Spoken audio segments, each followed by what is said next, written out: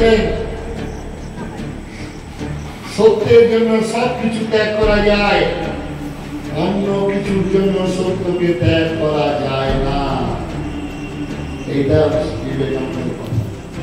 যে বিবেকানন্দ যখন জাহাজে চেপে যাচ্ছেন, পাদ্রী সাহেব হিন্দু ধর্ম সম্পর্কে নিন্দা করছেন। হিন্দু ধর্মের মহত্ব, হিন্দু ধর্মের বৈশিষ্ট্য, হিন্দু ধর্মের বিশ্বজনীন আদর্শ, যে জগন্নাথের আজকে পুজো হচ্ছে, আমরা ভগবানের নাম দিচ্ছি জগন্নাথ, জগতের দেবী নাম।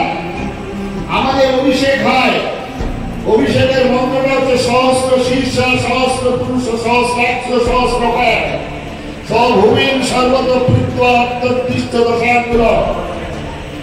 তার সর্বত্র চোখ, তার সর্বত্র মাথা, তার সর্বত্র হাত।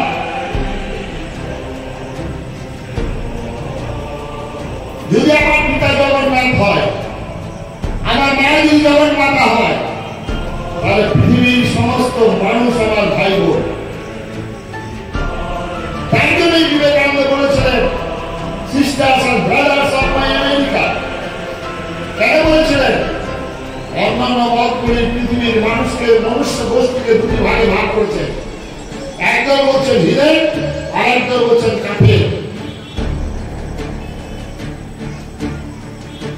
বিবেকানন্দ বারবার করে অনুরোধ করেছেন সেই সাহেবকে, সাহেব ক্ষান্ত হননি, আরো বেশি করে নিন্দা করছিলেন।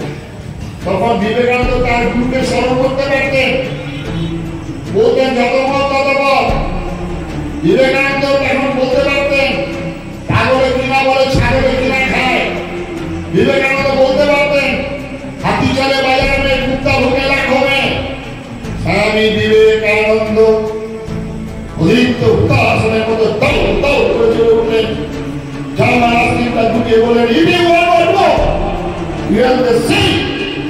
তুমি যে আরেকবার আমার জননী সরকার হিন্দু ধর্ম সম্পর্কে সমালোচনা চিন্তা করো, এক ঘুষিতে তোমাদের সমুদ্রে যাতে করবো।